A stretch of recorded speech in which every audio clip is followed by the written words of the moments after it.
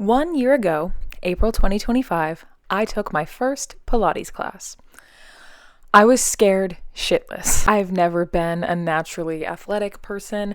I was always the girl walking the mile and chatting during gym class. I've tried other cardio-based workouts and other workout classes, and nothing just ever really fit well for me. My face and my skin overall gets really flushed and red super easily. Irish. And I have huge tits. Sorry. Always have. So I normally end up deeply uncomfortable and insecure about how I look while completing the exercise. This always led me to fall out of the habit and not stay consistent, kind of the opposite of what you want to do when it comes to exercise. I wanted a fitness class format to keep me accountable because of these past issues, and there's nothing like a $15 no-show fee to motivate me to get my ass up. So around this time last year, I committed to a larger gym package because it had unlimited studio classes, and I pushed myself to try out a mat Pilates class. And shockingly, I really loved it. It was difficult as hell, don't get me wrong. I was using muscles that I didn't even know I possessed, but I wasn't a tomato at the end of it, and my chest didn't hurt from flopping around, and I still felt like I had a really effective workout. There was for sure a learning curve with the various contraptions that you can use during each class, but I felt like the instructors guided us how to use these things really effectively and easily. I decided to keep going back, and now a year later, I've built up to taking 2 to 3 classes a week. Now, Pilates has garnered quite the reputation online. As it's really grown in popularity over the past couple years, there have been a lot of opinions and stereotypes about the best methodology, how instructors teach, and what Pilates inherently promotes. I had been exposed to this debate before the first class that I took, but as I continued with Pilates, I read even deeper and deeper into this discourse. So today, I would like to talk about the public perception of Pilates versus what I have actually experienced over the past year. I'd like to report as the boots on the ground. Is Pilates a supportive environment or a toxic culture? Is it a wellness routine? Is it a misogynistic pastime? Let's discuss. The method. Pilates was invented and championed by a German dancer, circus performer, and self-defense trainer, Joseph Pilates. Yeah, that's right. The word Pilates itself is not a fusion of 2 buzzwords, it's just a guy's name. I was shocked to learn this information. Pilates is also not a newfound practice, as Joseph Pilates first had ideas for this method during his military involvement in World War I, teaching British soldiers self-defense. I don't know where you thought Pilates stemmed from, but I never would have guessed that it was connected to the assassination of Archduke Franz Ferdinand. Joseph Pilates' name for the practice was not to name it after himself, it was originally called contrology, as his goal for the practice was developing a better sense of control. Control over your body, your breath, your mind, and the connection between all of these elements. The classical Pilates classes had a series of working sets, with pretty much all of these sets using your core muscles, utilizing tools like resistance bands and a little ball that they tell you to put your entire weight into, and seems like it's gonna snap at any amount of pressure, but it doesn't. Those things are our strongest soldiers. Some examples of these working sets include the hundreds, which look like this, the series of 5 ab exercises in a row, the part of the class where I normally start to see God, the bird dog series, this is much harder than it looks, sideline series, trust me, you have never used these muscles before doing Pilates. The burn I felt when I activated those muscles for the first time ever was wild. There have been a lot of modifications to the practice as it's developed beyond the 1930s, with the addition of reformers in some classes to make the exercises have a more fluid motion, and some classes utilize small weights to intensify the strength training element of Pilates. Joseph Pilates claimed his exercises over time could improve balance, flexibility, endurance, and strength. It was notably not sold as a weight loss technique. Over the years, Pilates was in the public consciousness. It got the occasional spot on a TV show, an occasional mention from a celebrity, but it definitely wasn't front of mind. Other exercise workouts had their turns in the sun. HIIT workouts, Zumba. I had dark moments of my elementary school years taking Zumba. Spin classes, yoga at 110 degrees for some fucking reason. Now, the only reason that anything exercise related would go mega viral in the American zeitgeist is because it gets connected to weight loss. We often talk around it, but we all know the real reason why people flock towards a new workout method suddenly like it's the second coming. And it's a tricky narrative to shatter, right? Because exercise does have real benefits beyond the ideal body. I know it blows, and I'm mad about it too, but the doctors and the psychologists are right. No matter how many teenage years we spent railing against them, Exercising regularly does make you feel a lot better. And subscribing to an exercise method like Pilates or any of the workouts that I just mentioned will get you those physical and mental benefits that exercise just naturally provides you. But the subtextual current under an extreme trend towards a certain method is because people believe that they can lose weight while doing it, ideally as quickly as possible. So now it's Pilates' turn. After the pandemic, its popularity soared. Participation in Pilates has grown from 9.2 million people in 2019 to 12.9 million in 2025. It became the top booked type of class on ClassPass in 2021. In 2023, the reformer studio chain Solidcore sold for $88 million. Fitness influencers preached their miraculous Pilates conversion from weightlifting, spin classes, or other cardio-intensive workouts. But it's strange this all happened because Pilates is not optimized towards rapid weight loss at all. Your heart rate stays pretty low throughout the whole thing. Here are some of my stats to demonstrate. I don't really work up a sweat unless it's hot outside or hot in the room,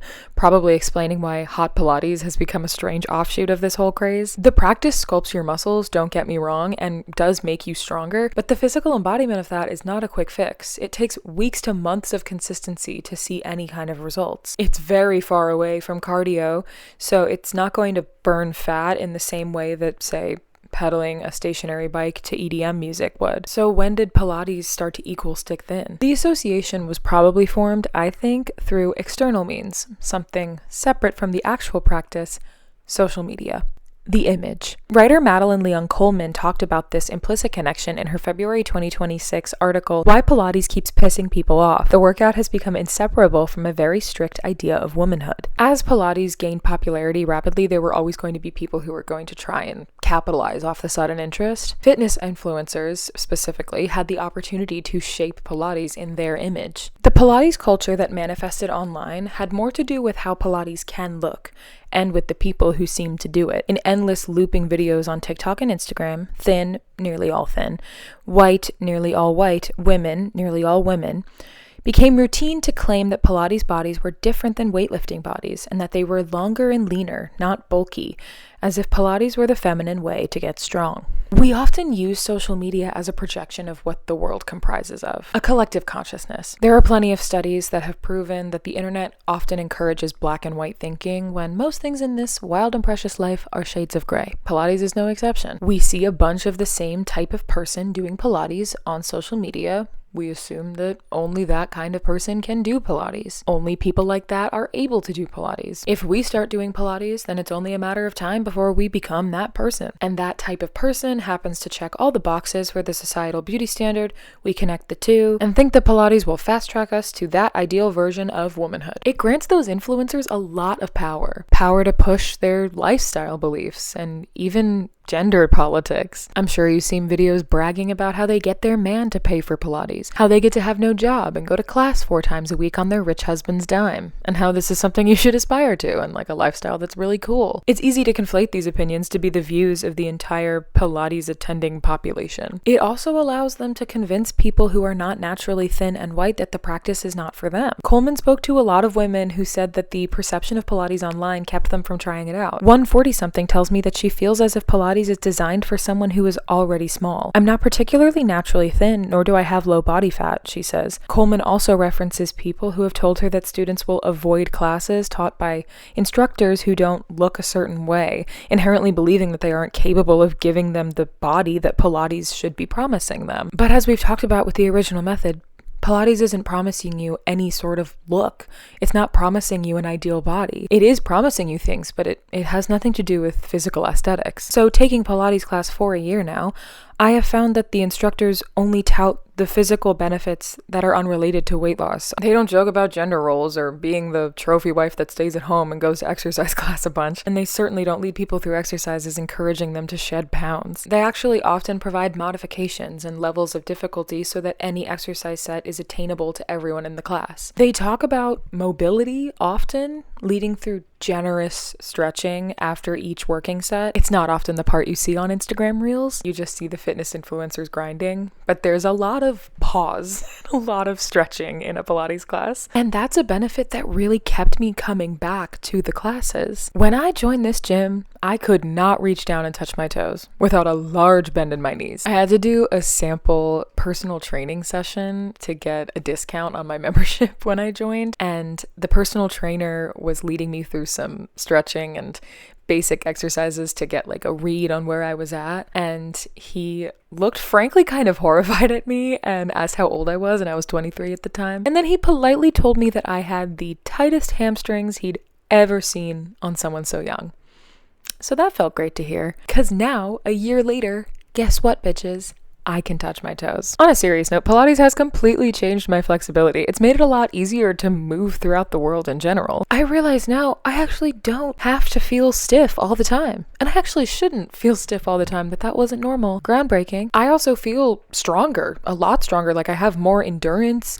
And given that I work in a restaurant, being on my feet 6 to 8 hours a day in a row, this is a great quality to gain. And I've also really enjoyed the community aspect of going to any fitness class, getting to know the instructors and becoming a regular and chatting with them about the drama in their lives. I can't speak to the environment in every studio, and I do feel that the reformer classes tend to swing a little bit more intense than mat, but my real world experience of Pilates is not nearly as judgmental as social media portrays it to be. My classes are not filled with rows of thin white women. There are plenty of other people out there who like Pilates as well. They're just not gaining the algorithmic attention. But I definitely think that it can be difficult to go out on a limb and try a Pilates class because the vibes of each studio vary so wildly. Like I mentioned before, there have been a lot of changes made to the traditional Pilates class structure. You might want the classical method, or you might want something more strength training focused using weights, or you might want to use the reformer to take the pressure of gravity away during the exercises. Solidcore, for example, is a completely different experience than the mat classes that I attend. While my classes are more of a peaceful experience, typically Tame Impala's on the playlist, the soft lighting overhead. Solidcore classes have high-octane club remixes playing as you sweat through the movements in the dark, illuminated by flashing LED lights, and maybe you want that vibe. Maybe you like that vibe.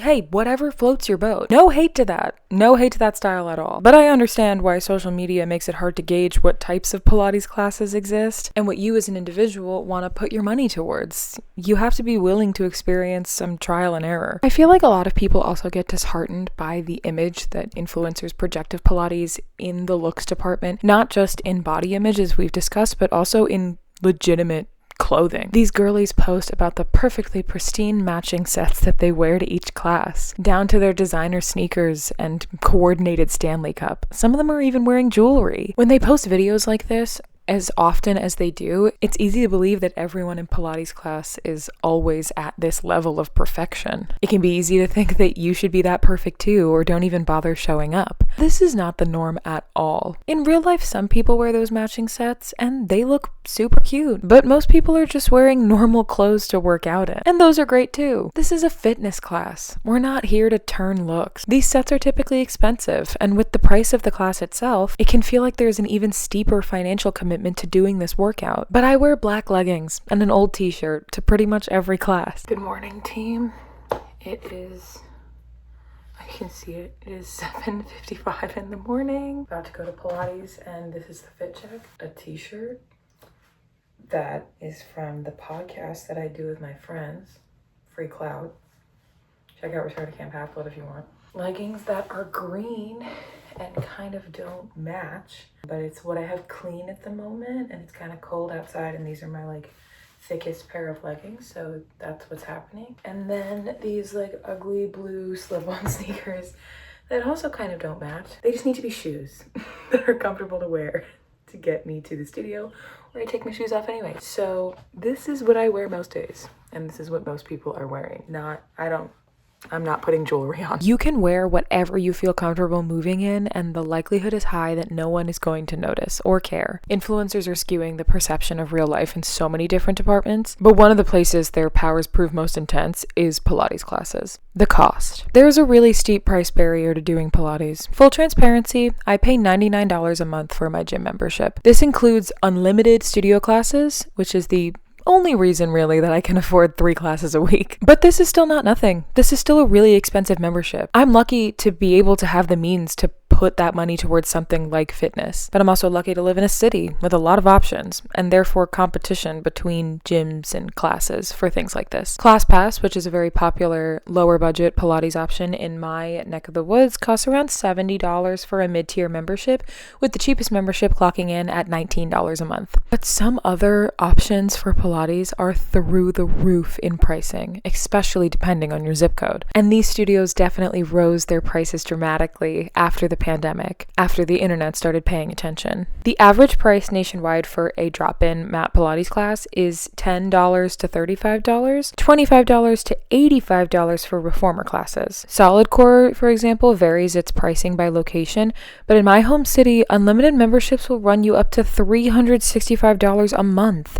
$273 if you commit to a year membership. For $100 a month, you can only take one class a week. In the same year that the business sold, 2023, solidcore offered their community $100 in class credit if they got the bracket logos tattooed somewhere on their body. This shit can be so pricey, and it becomes yet another way to just project an image, another way to communicate that you're above someone else because you can afford to join a boutique reformer studio or join the solidcore cult. But since I just spent basically this whole video hyping it up, if you feel like you want to give Pilates a try, there are countless free ways to do so. You don't need a reformer or a studio. There are videos on this platform of wonderful people who will guide you through a class flow for free and in the comfort of your own home. And there's no shame in that, no matter how some elitist people might view it. It's difficult to drown out the noise and just focus on what makes you feel healthy and makes you feel strong. If you are at a high-end, ultra-exclusive reformer studio or following YouTube videos in your bedroom, you're still doing Pilates. You're still getting the benefits. And those benefits are far greater than the numbers on the scale going down. Dr. So-Young Choi, a kinesthesiologist and community health scientist, said that Pilates is effective because it trains this entire deep core system to work together. But it won't help you lose weight. Maybe this will discourage women who are interested in that, but weight is not always the most meaningful health outcome. So many new faces around here after the Life of a Showgirl video. Thank you for sticking around. To reintroduce myself super quick, my name is Neve, and I share the many thoughts that I have rattling around in my brain about pop culture and politics, anything I feel like I want to chat about. And if you want to hear what I come up with next, you can like this video, you can subscribe, you can do whatever you want. Thank you for watching, and I'll see you in the next one.